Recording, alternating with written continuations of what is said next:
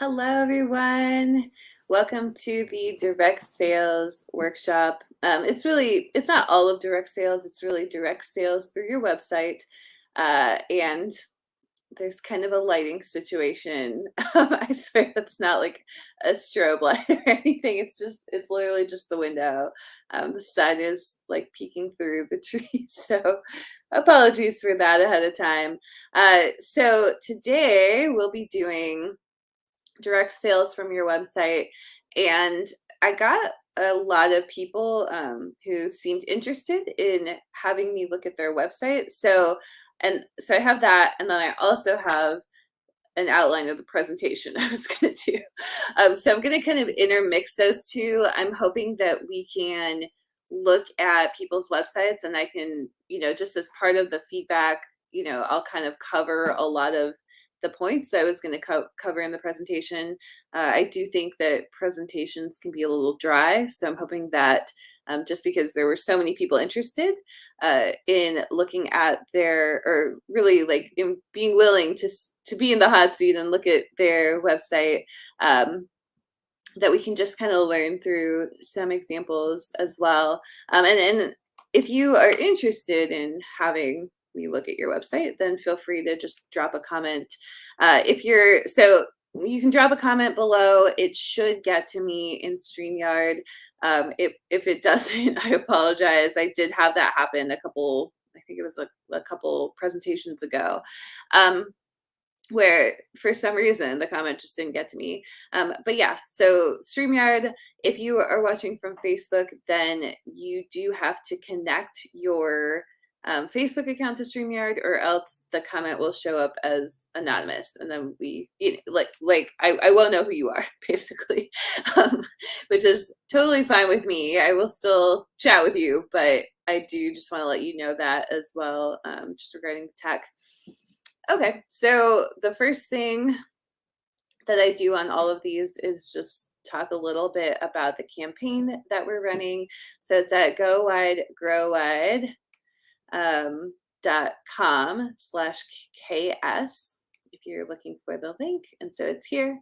Okay, so I have a comment from Crystal Johnson. I'm trying to decide whether or not to integrate Woocommerce versus Shopify. Would love your opinion. Okay, let me pull this. I will add you to the list, Crystal. So I've got crystalshannon.com. Okay, cool. So you're on the list of potentials that we will look at, and obviously we'll do our best to get through all of these. Yeah, so we can answer that question. I'll just answer it now. Let me stop the screen share. So one of the questions that just comes up kind of all the time is, how should I host my website store? Like, should I do WooCommerce? Should I do Shopify? Should I do PayHip? And so I'll just do like a very quick rundown of the three. One of them, so we'll start with PayHip. So PayHip's pretty easy. So it's a platform that you can put your books on. You're not really direct selling, but it does allow you to integrate into your website. So you're not direct selling in the sense that I believe they handle a lot of your tax information. And this isn't about income tax, it's about sales tax. So as you sell really anything online, you have to pay sales tax in any place where you have a nexus. And so what does it mean to have a nexus in a location? That's a really big question. That's for your tax your tax professional to answer. Hello, Jim. Thank you for messaging. But yeah, that's a big question for your tax professional, and it really involves a lot of things. So anytime people give tax advice online, I just think it's probably a terrible thing.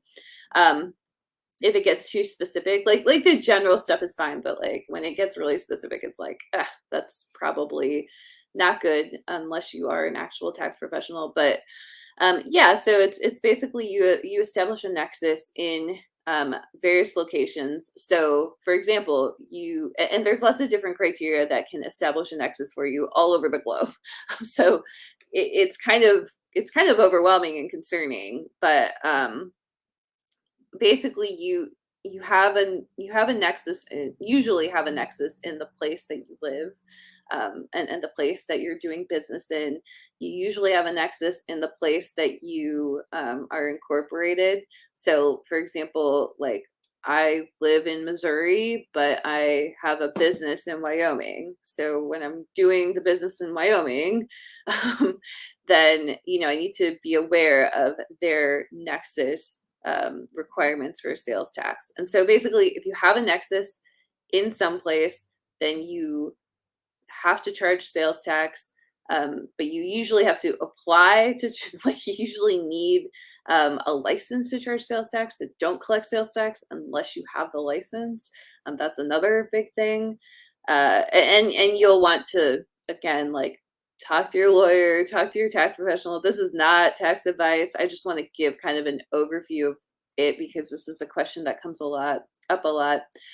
So look up what the state rules or the area rules are for that, and preferably get somebody to kind of do it professionally for you. So take that concept and then apply it to the whole world. Because if you make a sale if you're in the US, you make a digital sale in the UK. The UK has its own restrictions and rules and regulations. If you make a sale in Germany, same thing, restrictions, regulations, all that, and so on. So like every place that you make sales, you want to figure out, like, what is it that creates a nexus, and then that requires me to figure out sales tax for this. So just a little overview of that. So if you do PayHip, you don't really have to figure that out. If you do Shopify or WooCommerce, I believe you do need to figure it out, or you need to be aware of it and speak to somebody about that. And then so that's why some people choose PayHip. I'm not on PayHip. I'm on WooCommerce, if anybody's curious. The difference to me, so Shopify, WooCommerce, I think both work. They have really similar functionality as well. WooCommerce, you can start out for free. Like, that's the only major difference. You start out for free. You have more control over it. It integrates with WordPress. And I'm sure Shopify has like a plugin that integrates with WordPress too. But WooCommerce is run completely on WordPress basically, and has like both have like a huge library of plugins and add-ons that you can buy to like be to that you can buy to like kind of soup up your website. So I don't think there are that many differences. Basically, do you want to have more control and customization over your store? Go with WooCommerce. Do you want something that's a little bit more plug and play and out of the box? Go with Shopify. I feel like that's the only real like major difference. And so the reason I'm with WooCommerce is because I've been programming on WordPress. Well, first of all, I'm a former software engineer, so that kind of helps. But also, I've been working with WordPress since like 2007, I think. So it's very comfortable. That's like, I don't know, like 15 years working with something. So then WooCommerce is kind of the thing to do. So somebody asked, do you have specific plugins that you suggest that help WooCommerce function better? One plugin that has to do with taxes is TaxJar. I think it's a really, really good plugin. It basically tracks how many sales you have in each state, and then it will tell you when you hit like too many sales and you have created an nexus. And so in the US, again, not tax advice, not legal advice, not financial advice, but as I understand it, in the US, most states require that you have $85,000 of sales in a year within their state, like you've sold $85,000 worth of stuff within their state before they consider you to have a nexus within their state to where you have to collect a sales tax. So tax jar is a huge one. I think for authors, there are several plugins that allow you to do pre-orders. I have a plugin that is not great to do pre-orders, but it was a lot cheaper, and I would probably recommend getting a better plugin. So I would look into that. I don't have a specific one. I just don't have it pulled up in front of me right now. And I don't know. I might mention it in the book. Get your book selling on your website if you have that. I don't know if I do though or not. Maybe I'll add that now that I know that that's a question you know people are interested in. But yeah, kind of other than that, I don't know. I another one I did, I think, was bundling. So there are just some pieces of functionality, but I think like wait until you know that that thing is going to help you sell stuff, because that's the thing is, and I think we'll talk about this during the workshop, is like, you can put up a website, but like, does it actually sell for you? Are you making sales from it? And so I would really wait on plugins until like I have proven that this thing like sells for me. So like the reason I got the bundles plugin is because I could see like, oh, like I'm selling bundles. So I want to make bundles easier. I want to make, so I think like hold off. And I only have like 3 or 4 plugins on my Woocommerce right now, which our shop is closed because we're doing the Kickstarter campaign. So don't try to go. You can try to go to it, but our shop is closed right now anyway. So um, another question from Donovan: have you played with anything like Bookvault App for print on demand fulfillment? I'm looking for something similar to how BookFunnel does ebook fulfillment, while keeping customers on my site, but for print books. I have not. I know like Printful does drop shipping. I'm pretty sure Lulu does drop shipping, and they have an integration with Shopify because a friend of mine does hers that way. But yeah, I think I would check out Lulu. I don't know. I mean, the thing is, Donovan, like you kind of probably know more about that than me, like a specific thing. So I don't know if you've looked into Lulu for printing and just see, and I know it is more expensive, but just see if they could do like drop shipping for you, because I think that's what one of my friends does. They do Lulu integrated with Shopify, and so like they never really see the order. It just like someone orders from their website and the order gets sent to Lulu. Lulu delivers it. Yeah, so Printful for merch. So that's probably the one I recommend is Printful for merch, just because they have really high quality merchandise and it's a pretty easy integration.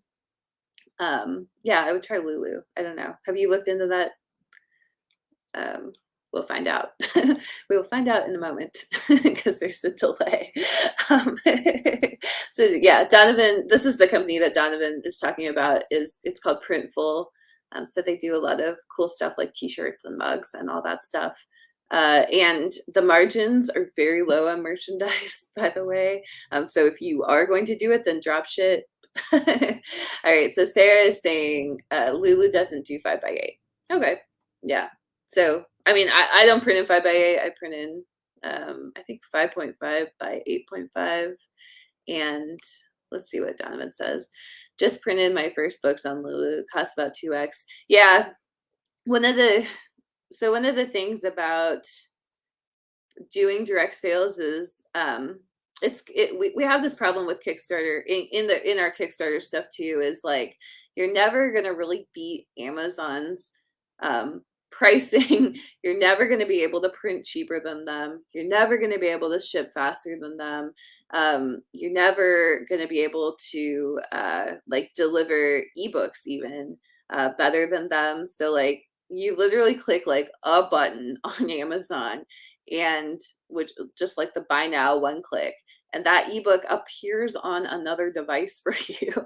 And like almost all the retailers do this, where it's like this one click thing, and then the book just like magically appears on your device. I mean, it's not magic, but that's how it feels. And so I just think like we'll talk about this more, but I think one of the challenges that authors face is that they are trying to replicate what retailers can do. They're just trying to do it on their own, and it's never going to happen. Basically, you're just never, ever, ever going to be Amazon or any of the other ones. And so, what Russell and I teach is around direct sales overall is really to find unique things that people cannot get on retailers to sell from your website. And so that I don't know if that's helpful, but yeah, I do think Lulu is like, it is more expensive. And so if it were me, I would pass that along to the reader, because and like find a way to make it like manageable, because obviously if somebody can get it from KDP, so like you probably can't afford to do 2x costs on the book through Lulu, right? Like that's probably not something that is like profitable to you. And so it probably means that you have to raise your prices across your paperbacks in some way. And I don't know what they're priced at now, but you may have to raise them to pass that expense along to the reader, because that's just what businesses do. Like you have your expenses go up as a business. You've got to have the reader pay for it, or you've got to like cut the cost somewhere. So you raise the book price on your website, raise the book price on KDP books as well, KDP printing as well, and kind of see what happens. See if you like are losing sales from it. And so another thing you can do if you're doing Lulu, that I would think of like, how can I make this, it is more expensive, but how can I make it more interesting or more appealing? Because again, you're never going to win in a competition of like, I'm giving you the same exact thing on like one you can buy from Amazon, one you can buy from my website. Like Amazon's going to win 9.5 times out of 10 that battle. So I would do something like add extra pages, like exclusive pages to it, to your Lulu version. I would probably talk about the paper. So I know through Lulu, you can just get like thicker paper. So especially, I know Donovan, you do like coloring books. That could be useful to you to like just say like, hey, if you want like really nice paper because you're trying to use like a thicker, probably not markers, but you're trying to use like thicker colored pencils or like different artistic, different art supplies in order to use this book, then buy it from Lulu, because the paper is much better. And like really like figure out like what is the thing that will have someone buying direct from you versus the Amazon book. And then like I like basically tell authors across the board at all times to just raise their prices on their print books, because you also can't compete with traditional publishers on print. Like that's just one area. Like the same way they cannot compete with indie authors on ebook prices, we cannot compete with them on print. And so we need to accept that and like figure out, how can I make this like special? Like, yeah, it's probably just going to be, fans that are buying this directly from me, but like, how can I make it worth their while, like worth their energy to switch from something that is very easy and one clicky for them and cheaper for them to this other thing. So I think that like the friend I'm thinking of who does the Shopify Lulu integration, she sells quite a bit on her website, and a lot of it was she does like coloring books. I think a lot of it was the the paperweight was a big one. I think you can get like 80 versus 60. So like paperweight, you could even do like a different size. You could do like better cover. I don't know, just all sorts of stuff there. All right, so Jody says it's a good mindset shift. Trad Pub can't compete with us on ebook prices. We got to stop thinking in terms of inferiority. Yeah. Okay. So Donovan says should be able to do a combo of print and digital through 2 different fulfillment places. Yeah, that's a great add-on as well, to be like, hey, you can get the print book and you also get these printable pages, like a PDF printable. That's very, very cool. So I think bundling is a big thing that authors have to be doing on their direct sales. And, bundling, like one thing. So like the way Russell and I think about direct sales on your website is you've got to find the things that you cannot sell on a website. So like things that I can't sell on a website, like I cannot sell a bundle of an ebook and audiobook, for example, which is like a very basic bundle when you think about it. I can't do that. I can't sell like 7 ebooks packaged together for more than $9.99 on a retailer, because like it's probably going on Amazon, which has that cap of $9.99, and then I can't do anything cheaper at all the other retailers because they like price match and it's against their terms of service. And so I'm always looking for like, well, what can I offer readers directly that retailers are not doing right now? And I think when you shift to that, a lot of pieces will fall into place. And so we're going to look at all of that. So I promise we'll look at all of that. I'm going to do the quick rundown of what's going on in the Kickstarter campaign next. Feel free to add more questions if you have any to the chat, so that when I'm done with that, we can go back to questions. I'm happy to do lots of questions, and I'm glad I did not do a slide deck because, it's far less interesting than just answering the questions that y'all actually have. Okay, so I'm going to share the screen again. So again, if you want to look at the Go Wide Grow Wide campaign on Kickstarter, it's at gowidgrowwide.com/KS. So a couple of new things going on in this campaign. So the first one is this exact workshop, the direct sales from your website workshop. There is no replay. It is going to be a backer perk in this campaign. So you have to back at any level. So you can back at $1 just to get the workshop, but you have to be backed at any level by this Saturday, August 6th, and you will get the recording of this workshop. So again, no replay. You need to back the campaign to get the recording. And if you happen to not back the campaign by then, well, at that point, we will put it in the add-ons, but it's $97. So I recommend, like, you can get it for $1 until the end of the day, Saturday, versus $97. However, if you are backed at 150 on the campaign or more, you will get all the backer perks. So it's not just this workshop. There were actually 6 workshops in the bundle that have been going on, plus like a webinar at the beginning that so if you backed in the first couple days, you'll get the original webinar. It was called like 5 trends, five publishing trends for 2022, or it was something like that. So you get the recording of that. But yeah, this is so those are the 2 choices: back by $1, or 3 choices, I guess. Back by $1 by August 6th. Don't back, and it's 97, and you can choose whether to get it or not. And then if you happen to miss the deadline, you can back at 150 before the end of the campaign, and you'll still get all of them. So that's the first thing. The next thing is there's a stretch goal. We have a new potential book. It's going to be number 21 in our series. It's called Get Your Book Selling with Subscriptions and Memberships. I think it's going to be a really cool book. Both Russell and I are doing cool stuff with Substack and Patreon on both the fiction and the nonfiction side. So we're really excited about that, and just talking more about this. Russell also had a fiction app, like his own membership app at one point, that was pretty challenging to build. And I know he loved it, but we'll talk about some of the pitfalls of that and like what ended up happening with that. So that was a challenge. So I think there's just a lot of cool stuff that can go into this book. It's a book that y'all kind of voted on.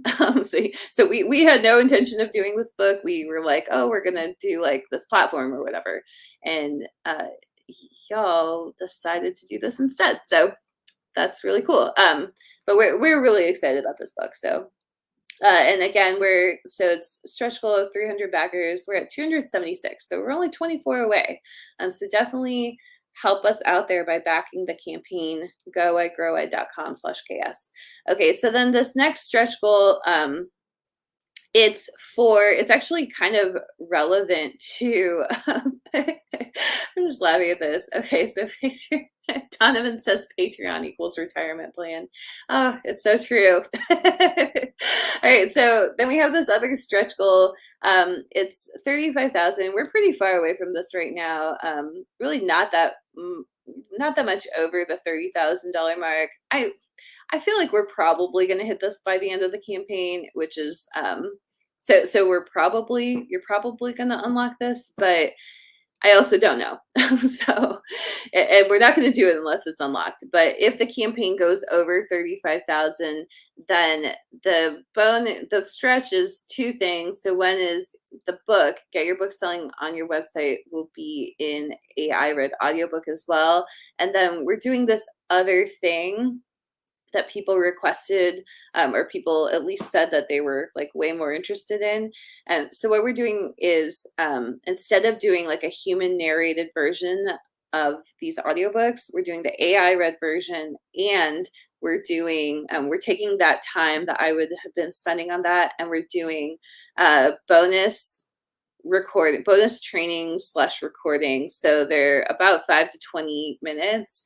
And this bundle will be on the topic of selling direct from your website, basically, direct sales in general, but with a focus of selling direct from your website. And so we'll be sharing that. You'll get recordings of it. Those will also potentially be on the podcast, on our free podcast at some point, like way down the line. So it's not counted on. Like, we're not definitely going to post them. It could just be exclusive forever, but kind of like if we have a reason to post them in the future, we may post them free, but it will be exclusive to Kickstarter for a little bit. So if you want this to be unlocked, because like the thing is, if we don't hit 35K, like we just won't even do it. So if you want this to be unlocked, then definitely check out the campaign. Again, at growit.com/ks. I'll keep saying that because with a live thing, people are on and off. So sorry if you hear it like 1,200 times. Okay, so then I wanted to tell you we unlocked the same exact goal, like the same setup of the goal, but it was for the book, Get Your Book Selling on Amazon, and the bonus recordings are going to be Amazon and Amazon ads. So this is already unlocked. So if you back the campaign at even $1, you will get this bonus for sure, because it's already unlocked. The other bonus that we've already unlocked is this book, Get Your Book Selling on Patreon. So we will put this out in 2023. You can get the ebook version if you're backed at $10 or more on the campaign. And then we also unlocked this flash goal. This was back at the beginning of the campaign, but basically what it is, we're going to compare this current campaign to the last campaign. We're going to record this like shortly after the campaign ends, just so that we have kind of the full experience of both campaigns. But we're just going to compare, our last campaign was just over 20K. This campaign is just over 30K. So we're just going to talk about like what was done differently, because we actually hit 20K in the first like week of this campaign, and it's been a very slow climb to 30K. I'll say that. So just basically like what we did differently between the two campaigns, and this should be a really interesting episode. It's already unlocked. Kickstarter people will get it first, and then it will again eventually go to our website. Okay, so that is all for that. The next thing to talk about is this, which is our upcoming book for our next campaign, which is March 2023, which is crazy to think that we're even thinking about March 2023. But I do think that this is pretty relevant to this audience. If you're interested in direct sales, you're probably interested in this too. So it's called Get Your Book Selling Direct to Readers. And it's really about some of the stuff that we're going to talk about today is kind of the foundation of this book. And so this book is going to go into way more detail than the things we talk about today. But it's basically just like, how do you do direct sales overall? And this was the original title, Get Your Book Selling.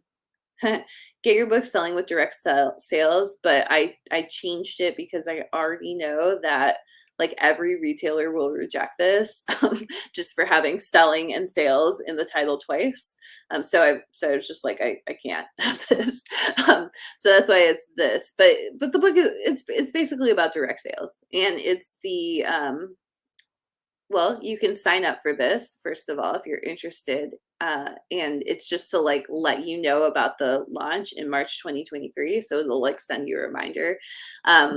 If you want to sign up for it, it's at gowide.com/direct sales. So no spaces in that, but growwide.com/direct sales. Okay, so you can sign up for that. And this campaign is happening March 2023. We're going to put a lot of the stuff that we've been doing in 2022 into the book. If you backed our campaign for Get Your Book Selling on Kickstarter and you received the book, it was like a brick of a book. We're really aiming to do the same thing with this. So we're just going to kind of write a very definitive guide for us. Not that other people can't write guides too, but like we're going to write a very definitive guide to direct sales. And it's just going to be a tome of a book, like 300 to 400 pages. And I think it's just going to be really good and transformative.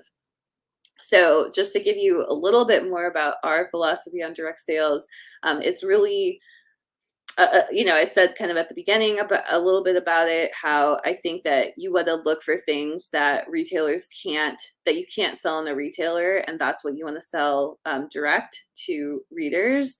But I would also say we see direct sales as kind of like 3 categories. So one is live events and signings, one is selling direct from your website, and the third is selling direct through fan-based platforms like Kickstarter, Patreon, and so on. And so the book's also going to cover a lot of that. And it's going to be, it's going to be strategy theory. There's going to be some of that. There's going to be other stuff too. Like we have so much that we want to put into this book, and we're really, really excited about it. So hopefully you are too. But anyway, that's what we're doing in March 2023. So let me see. We have a couple comments. So Bethany says, super late, but very interested. Is direct sales like selling, it's like self-publishing, but going wide? Okay, so self-publishing is really just publishing without a traditional publisher. And I mean, self-publishing is a great term. I also think of myself as an independent publisher. So sometimes those terms are used interchangeably. Direct sales it's really selling outside of retailers. So again, we think of it as like, hand sales from person to person at like a live event or a signing. We think of, selling on your website. So you take the order on your website, you take the money on your website, and then you ship out the books, or you get them drop shipped, or you deliver the digital books. And then we see the third one is being like fan-based platforms. So like you put up a Kickstarter campaign, you receive the orders through that, and then you do a print run and ship it out, and fulfill those orders yourself. Or Patreon, kind of the same thing. You're selling direct to the reader, but it's through a platform, is basically the idea.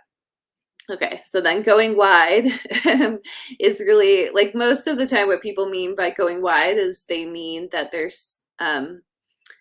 selling their ebooks on retailers other than Amazon. So Amazon has an exclusivity program called KDP Select. Also, people call it Kindle Unlimited. But you have to have your book exclusively with Amazon when you do that.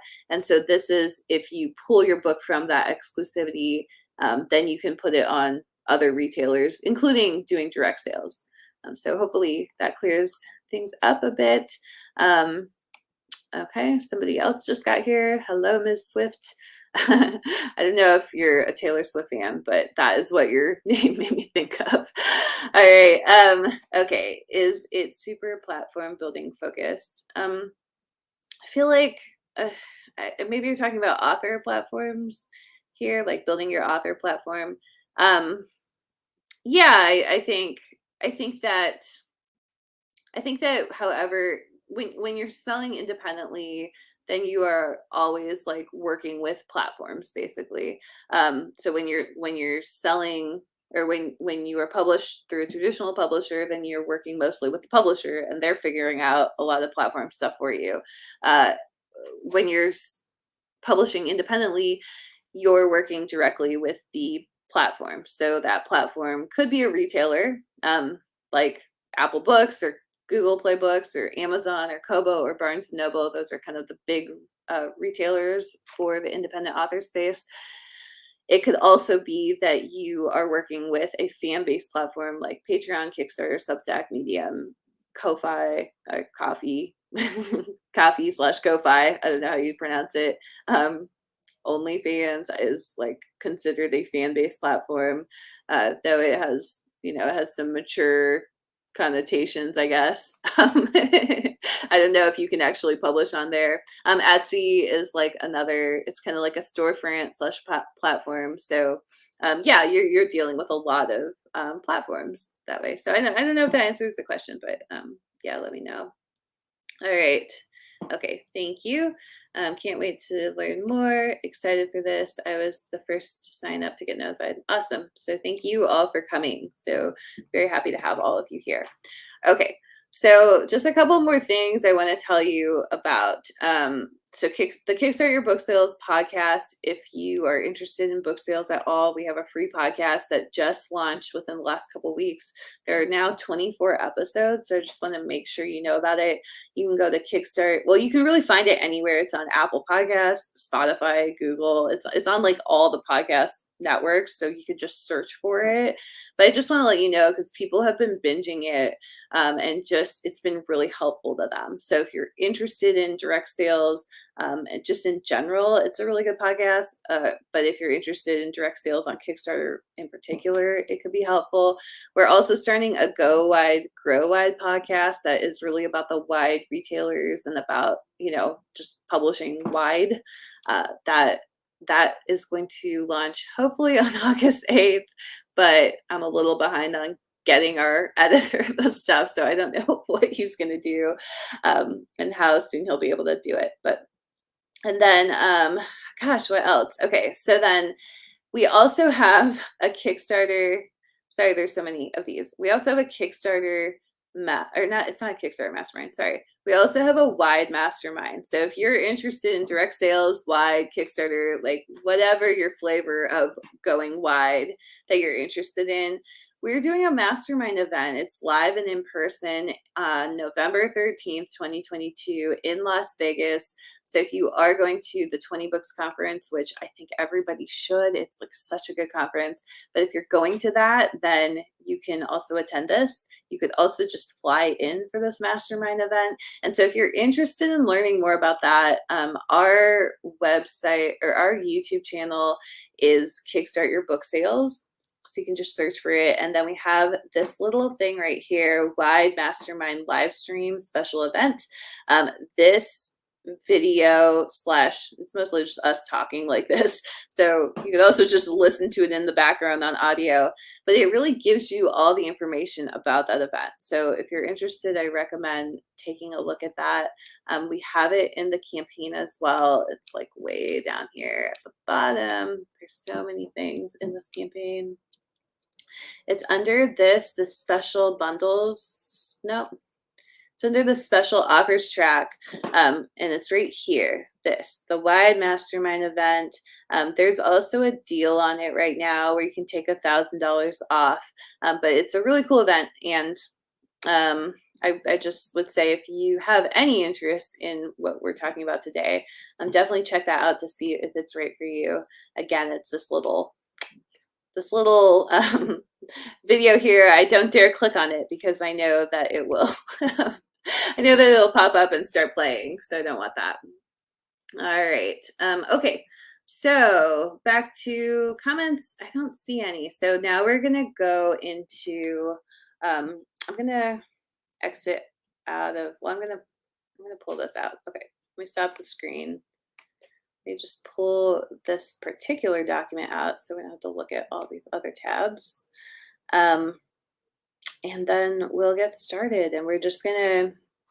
I've asked everybody ahead of time if we can look at these different just look at their websites and talk about them and see like just what what might be easy to tweak or how they can improve. So the first one is somebody that I reached out to, Tom Carpenter, who has a fantastic series, like super well branded everything, called the 100 Halls series. And so it's like a series of series. Well, you can see right here, the 100 Halls is a multi-series contemporary fantasy universe set in the world's only magical academy. There are 25 books and counting. So that's really cool. And as a fantasy reader, I'm like, ooh, that's so exciting. So Tom posted in the last couple days that he basically that they were struggling to get sales on their website after sending like a bunch of Facebook ads. And so I didn't really grab all the details of it, though I had meant to. So Tom, if you're on the call, then I may ask questions, but he may not be here actually. So I don't know. So we're just gonna look at the Shopify site though. So you can see it's Shopify, like right here, it says my Shopify. Okay, first thing first. So I do like this. Fantastic families, magical academies, epic adventures. Immerse yourself in the world of the 100 Halls. Okay, awesome. So Tom is here. So cool. So we can ask you questions about this. Um, all right. So kind of the first thing off the bat, I don't know how. So first of all, I mean, this is gorgeous. This is like such a beautiful website. Covers are gorgeous, of course. So, I mean, Tom, you always have the best branding. I just want to say, and I love your branding. I always like every video, like your Kickstarter video and everything. I really like the branding. So this is cool down here too, how you have these books. I want to talk about these eventually, but this is obviously the core thing is the 100 Halls series. This call to action, I don't know. Shop ebooks now. I don't know if that is what readers want to do, if that makes sense. So one of the things, so here's the bundles. So that's good. I like that these are bundles. But I'm gonna click on this and we'll see what it is. Okay. So clicking on this shop ebooks now, it brings up a lot of books. I don't know if this is in a preferred order for you.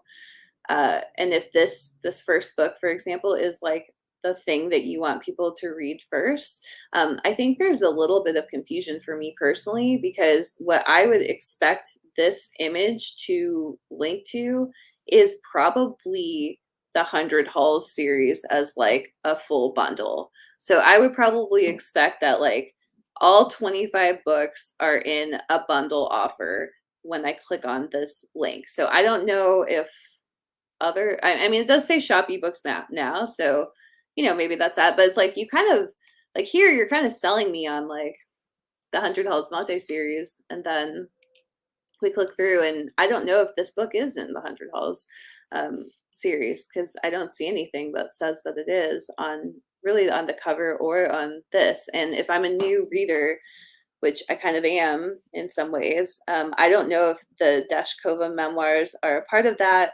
I don't know if The Reluctant Assassin is a part of that. But this book, Alchemy of Souls, the 100 Halls, book 3. Okay, well, that one I know is.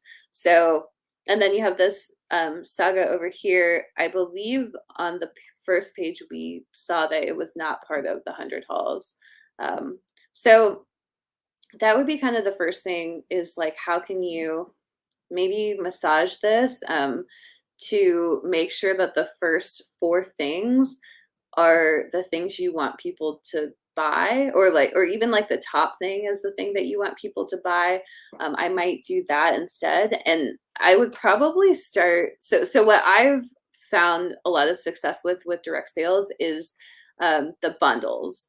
So, and I think the reason why it goes back to kind of my original statement, which was I think that readers are willing to buy things that are not on retailers through your website, especially when you start to add in some like e-commerce stuff that like sweetens the deal for them.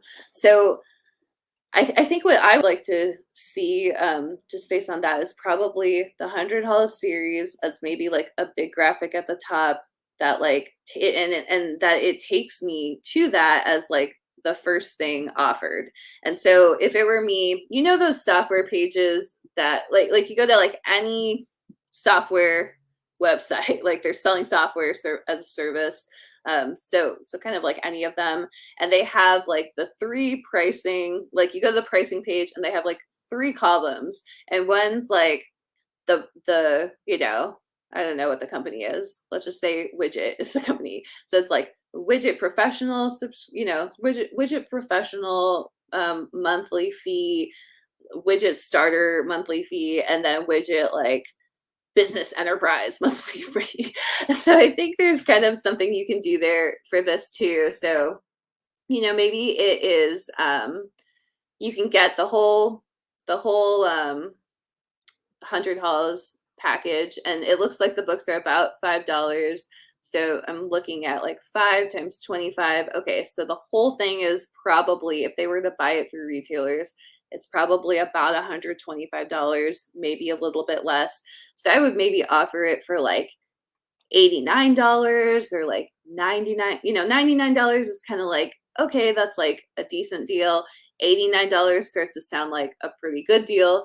$79 starts to sound like a really, really good deal. And so, you know, I would maybe test it, like I would maybe test 89 first and see how your conversion is. And if not, then I would go to 79 and just like kind of keep like aggressively sweetening that deal. So I think that would be like my core thing, like the middle tier that's like Widget Professional would be like the 100 Halls series. And then I would have the downgrade or the downsell, which is the you know, the starter pack. So I don't know if you have, so you have 5 series, probably one of them is the first series that like is recommended to read. So I would have that as a starter pack. And so that, let's say that's like a $20 to $25 thing. So that's the downgrade. So that's something that people can get just to get started with the series. You know, if they're feeling overwhelmed or they're not sure they're going to like it, that one next. And then I would have the enterprise edition of the series. So whatever that is, and it would probably be like all the ebooks. If you have audiobooks, all the audiobooks, like you get the audiobooks too, you get this exclusive bonus map, magic system, whatever it is, even like reading guide, like you can put all of these things in there. But you know, and I know you just recently did a really good Kickstarter for this, so maybe you just kind of steal from like some of the most popular tiers of that. I think Kickstarter can be a really good way to figure out like what do people actually like about the series, or what do people actually want to buy in terms of like exclusive bonuses, and see what those are. And then like whatever was kind of like really popular in your other series, like I would maybe pull that. You probably have it done anyway. I would maybe put that into like the enterprise edition. But yeah, I kind of like to see like those 3 things as the first thing. So let's see. Okay, so Tom says, yes, the Cauldron book is not part of that. They're in alphabetical order. Clearly, we need to change it. Yeah, I think like there's probably a widget in Shopify that allows you to do featured things, so it at least like get those to the top. And then I would also, you know, you can probably put something above this products display. There's probably a way to just like drag and drop something else. And I would probably link it, if you don't link it on this very first page, because I don't know that Shop eBooks is like serving you really. I would maybe just be like, the main landing page of this is 100 Halls. When you click on this, it just goes straight to the product listing even, and like shows like all the cool different things that you can get from that. Or this could go to a landing page. Though I I probably put it on here. Like instead of having these six or sorry, these five things, I would maybe just do it like right below that. Have it so that you have those three different versions. So like the starter pack, the core thing, and then like the fan thing that's like, maybe it's like a couple $100 or like yeah, like maybe it's $200, even like $250. Who knows if you ever sell any of that? It doesn't really matter. It's really the price comparison because like now you put the $79 next to the $200 thing, and like now the $79 thing is so good. Like it looks like such a great deal. I get 25 books. I don't have to pull out my credit card again later. And I would just kind of focus on that, and then maybe like below that you kind of do more of like a sales page for the whole series, the 100 Halls series, and explain like, a little bit more of like what's cool about it, which I know you did some of that for your Kickstarter probably. So you may be able to just pull some of that over. So I wanted to talk about this read other series. So this is cool. So one thing, I think it was Donovan's talk where somebody was talking about a mystery box. And it was, so Donovan's talk at 20 Books, he did one on indie bookstores, which was so good. And there was somebody at the talk who was like, yeah, I just do like any of my like lower selling SKUs, essentially. I do like a mystery box with them. And I was like, man, that's so cool. Something I would do here is these are probably books or well, I don't know, but these could be books, and probably all of us have books that are kind of like either off brand, or you wrote them before you knew how to write to market, or like, they were your first couple books or whatever it is. And what you could do is you could create just like a mystery box, a weird box, like whatever you want to call it, as like another either like an add-on or something else, and make it like a lower price because it's a blind buy essentially, but not even have like the covers on it, just have it so that people are just buying like kind of your bonus work. And then something that Russell did that was just so genius is he did something like this where he just took like kind of his earlier work and he wrote essentially like a vignette about each one. So kind of like the story behind the story. And he kind of turned it into this origin story for his main series. So, the 100 Halls could be like, yeah, it's like kind of your main thing. And so maybe these books are like, I wrote this one and it had threads of this theme that you eventually see in 100 Halls, or this character like eventually inspired this thing from 100 Halls, and kind of just add your own kind of like author story to it to make it cohesive, so that people who are fans of 100 Halls, they're excited to read these other books, to see like to see essentially like the origin story of Tom Carpenter, and just to be able to kind of see where some of their favorite things from 100 Halls came from. So that's a possibility, just because and just that you had these like kind of sectioned off over here kind of just inspired me to talk about that. But okay, so what else?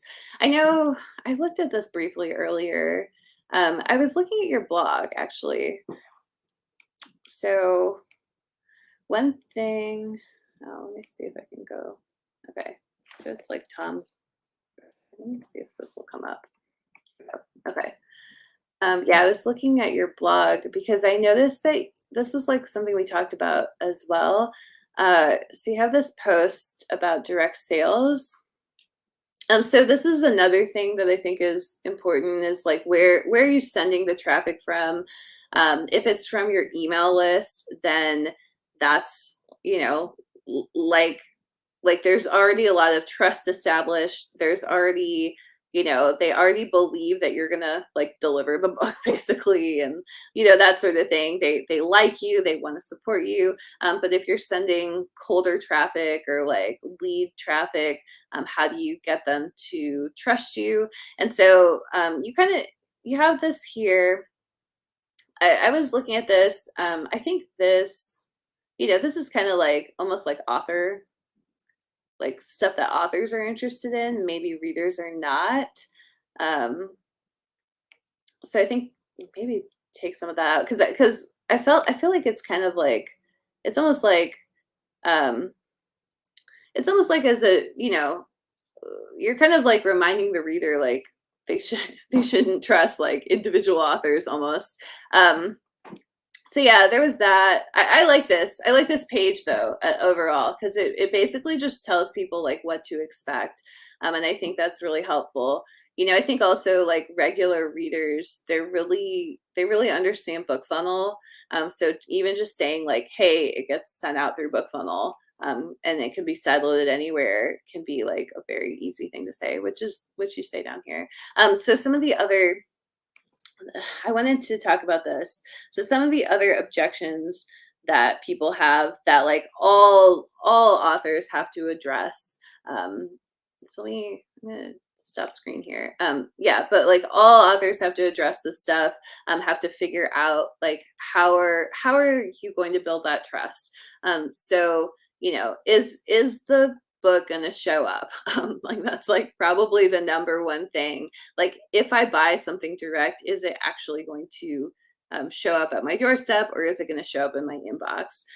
So you have to do something like what Tom has done to address that. Another thing is like it's kind of like a variation on this, but it's like, is it going to be a nice experience? Like if I buy direct from this author, is it going to be more hassle than it's worth? Am I going to have to like download a bunch of stuff? Am I only going to be able to read it in PDF? Like, just all sorts of stuff, where it's like, this could be a less awesome experience. So I need to know, like, is this gonna suck, basically? And like I said earlier, Amazon, like they already have my credit card information. I can one click this into my Kindle, like it's just gonna appear magically. And so as much as we authors can do, we authors cannot do that, like period. We can't do that, at least not yet, until some company comes along and does that for us. But what we can do is we can do like a book funnel or something that is only a few clicks. And so just being able to um, kind of like understand our own limitations and understand like we're never going to have this easy like Kindle experience the same way Kindle can. Like we just can't compete. And so we have to give so like yes, we need to reduce that friction, but also we need to just say like we need to also make the argument that like, hey, it's worth it to buy this direct because this and this and this. And so what is the this and this and this? It could be like an early release. The number one thing to me is like something that's not on retailers. So like a bundle, merchandise, a bonus, anything exclusive really, a freebie, a discount. And so when you do a discount, so sometimes people are like, oh, I'm doing a discount and it's not working. So I would say like discounts do work. So like just do a more aggressive discount. So for example, like people are like, oh, like I have a 10% coupon on my store. And it's like, well, 10% of a $5 book is like 50 cents. So, some people are probably going to be price sensitive and want to save 50 cents for a little bit more, like a few more clicks or a little bit more hassle, but a lot of people aren't. Like I would literally just rather go to Amazon and buy it, just to like not have to deal with like side loading and all that stuff. So get more aggressive with it. Like maybe it's a 30% discount or and I think that those are easier to swallow. Like I mean, honestly, I don't sell a ton of solo books. I mostly sell bundles. I think it's much easier to swallow the discount when it's a huge bundle because it's like, oh, like I got like $70 out of this purchase, that's huge. Like I would do that all day rather than have like more $5 sales, because like $70 is um it's someone who's like really invested in my work. It's like a bigger sum of money all at once. So I don't I can give a discount of like 50% off on something that, would have been 150 at retailers, but I'll take 75 now, because and direct, because 150, that's going to be 120 from retailers anyway. And like, what are the odds that they're going to get through, a huge series of mine that equals $150? The odds of them buying all of those individually at $5 is like lower. So I would probably take like the 70 or $80 now versus yeah, the $120 essentially over time. So just something to think about. Another argument for like why I prefer bundles. And I mean, maybe, I'm sure there are people out there who are making the solo book sales work. I just like I haven't figured that out, basically. I just and I don't see a lot of people buying them. I've sold a lot of bundles though. So that's been, the thing that I've been doing at least. Um, okay, so Tom has a couple comments. So this is one of Tom's comments. We're going to release the future $100 books direct, early, and cheaper. Awesome. Trying to train our readers to come direct. We just started the store in mid-June. Yeah. So I mean, you're like way ahead still, Tom. So I don't think there's anything to worry about there. Like almost nobody is doing direct sales. So just totally way ahead of the pack. And the site is gorgeous, by the way. So yeah, so doing the exclusive stuff. What else? Another thing is instant gratification. This I kind of put separately than exclusivity.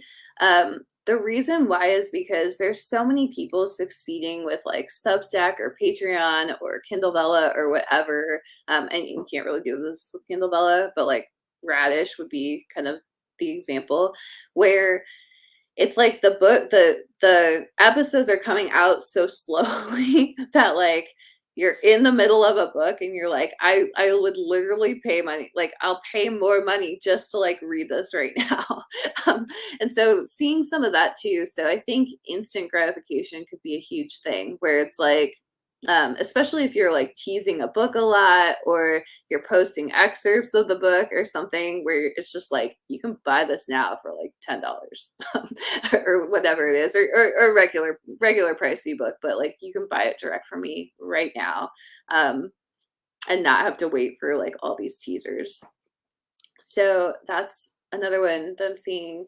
And then, like I said, if all of these things, so any offer you can make, like basically if it's a bonus, a discount, a sale, or or like something that's like instantaneous, like early, exclusive, like any of those are just things that work across all industries.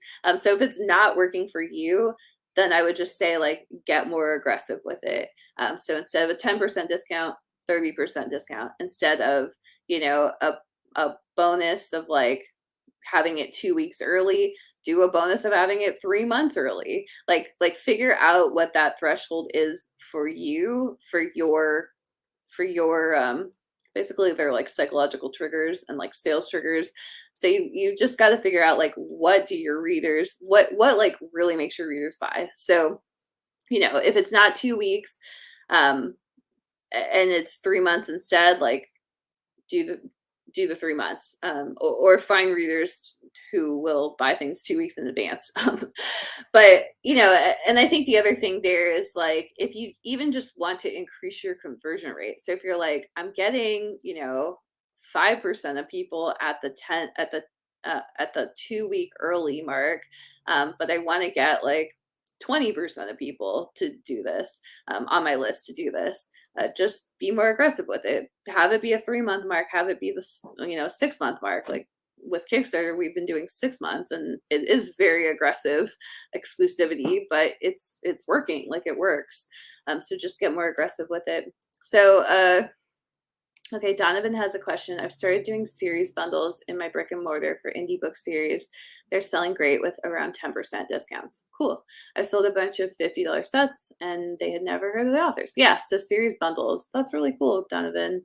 I'm glad to hear that's really working well for you. And I do. I think people love bundles. I just do. I don't think it's crazy. So Tom, in your case, you have this, like, actually it's like a really incredible bundle of these 25 books. I honestly think you can just sell it for, you could probably sell it for like $80 or $90 as a bundle. And I think the thing to do would be to uh, just kind of like create more of like a landing page feel for it, and then let people self-select into, like you'll see like a certain percentage are going for the full bundle, probably a larger percentage are going for that starter pack, and then the last percent, a very small percentage are going to go for the highest one, but you have the highest one there basically just to make the other ones look good. Okay, so Tom asks, do you have any advice on the 100 Halls bundle, books 1 through 5 landing page? It's what we're sending the Facebook ads. So let me look into that. Okay, so unfortunately I can't grab the link just from there, but let me find this on your site. Okay, it looks like it's here. The 100 Halls omnibus in the millions. Which one? Let me go back to the other page. It's probably one of these, right? Here we go. Is this it? Collections. Okay, let me just type it in. So we got products, 100 Halls. All right, there we go. Okay, so you're not seeing good conversion. Well, okay, so a couple of things about this page. This is the tough thing about, I think, both Shopify and WooCommerce. They have like almost an identical layout. So, and like, this is what authors are using. So I'm seeing like frequently bought together. These things are cool. I think they're, I'm assuming some of the reason that you have a lot of this stuff on the page is because you want it to be familiar. So, but it does look a lot like, what's on Amazon. Like, you may also like, and I have some of the stuff on my product pages too, because that's just how like both Shopify and WooCommerce lay it out. If it were me, I definitely would not send I would not send traffic to this page. I don't know if it's like completely cold traffic or if it's warm traffic. What I would probably do, and this is what I have done for nonfiction, is I would create a separate landing page that looks essentially like a sales page. So there's probably some templates in Shopify that kind of like match your theme, where you could do that. Or, any of these pages would work. So like, you have an about the author page on here. So you could just create a page that looks like this and just put your sales information. But yeah, I think I would probably create something that really gives people more than this, because like, you're asking them to buy something off of this, this like very small amount of text. And okay, it's only $9.99, so that's cool. That could be a conversion factor, but I'd probably do a little bit more, kind of like the same as Kickstarter, and talk, I like all the images. I would probably go through and be like, this first book is about this next book is about this, because you have here, like, yes, a spellbinding fantasy series. You have here this box sets. This box set includes all this, and all of that is good, but it's kind of predicated on the idea that they're familiar with the 100 Halls series. This is a pretty this is a very short description. So I don't know if, and I'm not really seeing any other descriptions. I like these reviews. I just think, I think this looks a lot like a storefront. And it's kind of like the downside too, like there's a lot of familiarity, which is nice, but it's also kind of the downside because before I buy this, and I don't know what your Facebook ads say, so that's part of it, but before I buy this, I want to know more about the series. So like I want to like, have a little bit more than like this is really, I mean, it's effectively only a sentence about the series, and then this is a second sentence about the series, but like, I want to know like what are the tropes in it. I want to know more about the character. I want to know, what is each individual book about. Like those questions would be interesting to me. And then after that, I would probably want my objections addressed. Like, so I know you, so like I wouldn't need these objections addressed, but I think you also want to have something on the page that's like, about some of the trust issues, about costs of switching. I'd want something that says like this is not on other retailers, or if it is. So and then you're doing it for $9.99. So I'm assuming it probably is on other retailers. Um, I don't know if it's increasing your sales on other retailers, but I would probably, yeah, I don't know. I would maybe, I don't think I would pull it, but I would maybe find a way to make it, if you're selling it at $10 and that's where you want to price it at, I would find a way to make it exclusive in some way. So I would add something to it. It doesn't have to be another book. It doesn't have to be any of that. But I would add like some artwork or just something to kind of give it a little bit of exclusivity, to separate it from retailers. Because I'm looking at this $9.99 price and I'm like, well, am I able to just get it on Amazon? And I don't know the answer to that, but it's probably something I would check and hesitate on. So, I think you're doing a lot of stuff really well here, but I also think this just isn't, it's a product page, not a landing page. It's a product page, not a sales page. Like I think they're just, I would probably send traffic to a sales page that just lays out some of those questions. So a good thing that you could do is also just think about like what are the potential objections that someone has to buying this series. And so you probably know that because this is a very popular series on retailers. But so I would maybe make a list of that, and then that's the type of stuff that you try to overcome on that sales page. Very similar to the Kickstarter stuff. So let's see. Oh, this is not a new comment. Okay, cool. So yeah, I think that's good for this. Let me see. We should probably, yeah, we have a little bit. I'm gonna try to get to more of these. So Sarah said she had to leave, which is fine. We'll just look at this. And I don't have it on the stream, so let me add that. Okay. So here's Sarah's page. So she's got urban fantasy, got cozy mystery. I don't know if the cozy, yeah, so this cozy mystery might be contemporary cozy. Let me just click on one. Oh, there it is. Okay. Cozy mystery about a reverend. Okay, so it looks like it's probably contemporary. Yeah, so I mean I think that's one of the challenges. I can understand wanting to have them on the, so it's two different pen names, but obviously they're, it's all public and like there's no secret pen name, but two different pen names with two, I would say like pretty different genres. So that's kind of the first thing I notice here that maybe won't work as well, though I can understand like why you would want to have it all on the same website. I get that. So that may not be something you want to change. Featured pre-orders is interesting. I don't know that that belongs on the landing page though.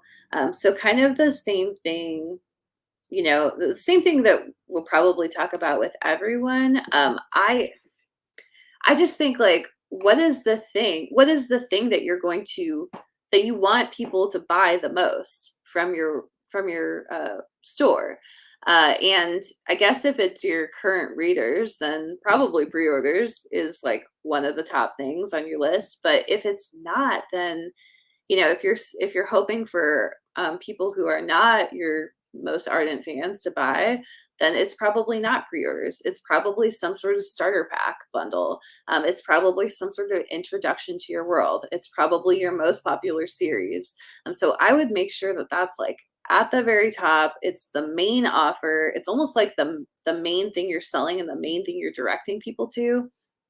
I don't Yeah, I don't think a lot. Well, I won't say that other stuff doesn't work. I will say that other stuff, like Russell and I, just do it differently. Like we focus on bundles, like I've said. We focus on, like putting together some clear offers and knowing how we want to direct people, versus just kind of going with, I think like just going with like the Shopify layout or the WooCommerce layout, it may be doing you kind of a disservice. So, what else about this? Again, we've talked a lot about the bundles. I would definitely put these in bundles. For me, I would just have like the urban fantasy bundle, the cozy mystery bundle. I would probably move this off. So there's like this huge section over here that's like the search, just like this long list of things that people could click on. I would probably move that uh, just off because, like, what's the point? There's this filter by price. I mean, all of these look to be like $9.99 or below. So is this even a feature that you need? This is more of like the general gist of what I'm saying is like really study that landing page and see like what is taking up a lot of room that you don't even necessarily need. So like this, like this whole there's like almost a fourth of the page taken up by the search section, and I don't know how much you need any of it. Like how, especially if you have like a new reader coming to your site, like what is the likelihood that they're searching for something? Um, it's not Amazon. You're not like a huge retailer. You have like just a couple things that you're offering. Like either like do they like urban fantasy or do they like cozy? That's kind of like the decision tree here. Um, and or like maybe like what I think is probably going to be a less effective decision tree, but you could decide that this is your decision tree, is like, are you a current fan or are you a new reader? So that could be another place you start, in which case you're a current fan, you click on the current fan, and now you got like all the upcoming pre-orders. Are you a new reader? You click on that, you've got like the starter pack and just like a way to kind of get into the person's world, get into the author's world, maybe samples too. So that's another thing for Tom, and really this is for everybody. Like if you're selling to colder traffic, like you've got to have a really solid sample very early on the page, because that's what Amazon does. But yeah, you've got to have that like very clearly linked. I also think this was something in my outline, but I think it's just so important to get an email address in some way. And I think that's a challenge of sending traffic to a page or a landing page even is, I'd almost rather see people like build their email list with a free thing first. So like through BookFunnel or even just through Facebook ads, it costs you a little bit more to build that. But then you have that person's email address and you can just follow up with them over and over again. Like so like let's say you do have that starter pack of some sort, like your most popular series. You can send them like 3 or 4 emails that is trying to convince them to buy that series from you directly. And if you don't have their email address, well, then you have to do it all on the same page, all on the same, all on that landing page. And then you only have one chance. So, that in itself is probably gonna, boost your spend. Though you can do the pixel and that'll help. But yeah, I don't know. I think it could be helpful to figure out the decision tree and make sure that your website is geared toward that. So let's look at another. So I mean, we can click on a couple of these and see what's going on here. So this one is a little confusing to me because it said 0 to $9.99. And okay, I kind of understand why now because there's these different format options, but I don't know, that was kind of confusing to begin with. So I will say again, these images are gorgeous. This is, I know I recognize this from BookBrush, but these look really good. So I just want to say that. There's an audio sample. I like that. Let me look at, is there an ebook sample? So here's just the format with the ebook. Yeah, so I would maybe put the ebook sample there as well. I don't know, this pricing, I think it can be a little bit confusing, but that said, I did click on it. So, yeah, what else? I think on retailers, there's like not a ton of room to sell your book. And so people just have the description and that's it. When you're selling direct from your website, there's so much stuff that you have to overcome that you probably want to add more than just the description. And we've, again, we've kind of talked about this already, but like objections around entering credit card information, any just like friction of getting the thing. I wrote down some more objections here somewhere. Okay, well, here's my long list, my longer list of them. So genre objections. So something I don't see here is like, it's an urban fantasy or contemporary fantasy, it looks like, but what's the like language rating? What's the sex rating? The consent, is there consent? Is there no consent? What's the violence rating? What are the different tropes in there? And I think getting more specific with that could be helpful. I don't know that I love just having the description here because again, I don't think that what works on a retailer is going to work well on a direct sales site. Like it just it's just like this totally different ball game. So trying to pull the way retailers do it over, because like retailers, they already have like so many of the things handled.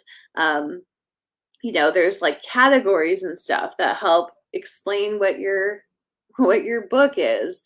There are comps that are not yours. Like when I'm looking at this, if I'm looking at this book on a retailer, I could tell from your comps like what a little bit more about what the book's about. There's like a sample. There's so many other things that kind of clue me into these questions. But like when I'm reading this, I'm really left with questions like how dark is this book? Is there romance? Is there sex? Is there cursing? Vulgarity? Like there's just so many questions that, and I don't see a way. Well, there's the audio sample, but I don't see the ebook sample. I don't see any like ratings on here. So again, I would say kind of this is Sayre's website, but like probably a lot of the websites we look at will have the same thing. But like think of like what are the objections to, and also like what do retailers do that help people understand what my book is that I now have to do myself as I bring it to direct sales. So I think that's kind of like a larger piece of feedback that's not really like Sayre's website or, it's just like a thing that like everybody in the author space has to think about. Okay, so I feel like we've discussed a lot here. I want to make sure that we kind of click on all of these if we can, and see if there's anything additional we can look at. Okay, so looking at Moana McAdams' site, is this showing up? Okay, so kind of the same thing. The first thing is, the first book is sold out. Um, I like this. The sale thing is at the top, so I do like that. It's a digital download. This looks cool. Okay, the other thing is sold out at the bottom. I would see if you could just kind of take those out of the rotation, because if somebody can't buy it, it's not really serving you to show it to them on your website. I can't really think of any reason for showing it to them. Sale items at the top, cool, but yeah, I mean, the only thing, I don't know that I have any additional feedback on this particular one. I think a lot of the things that have already been said probably apply to this. Um, I might. Something I'm noticing is just the hardcover versus digital. I might have like a little bit of text or something up here where people can filter a little bit more easily, or I might even have it, how on retailers, even though I said don't do it like retailers, but this is one thing that is good that everybody can steal from retailers. They don't send you to a page of just like a list of books. Amazon doesn't. What they do instead is they send you a list of like carousels. So I could see us doing like, everything we have in digital, everything we have in hardcover, um, and you might sort it differently. We see a lot of like formatting stuff. So like people want to see like all the audiobooks you have, all the paperbacks you have, all the hardcovers you have, all the special edition things that you have. And so maybe just sorting it into a couple categories might help, because I'm looking at this and I'm like, well, like there's like, it's pretty disparate like what's on here. So I'm seeing like some digital downloads. I'm seeing, this book, which looks very different from anything else that's on the page.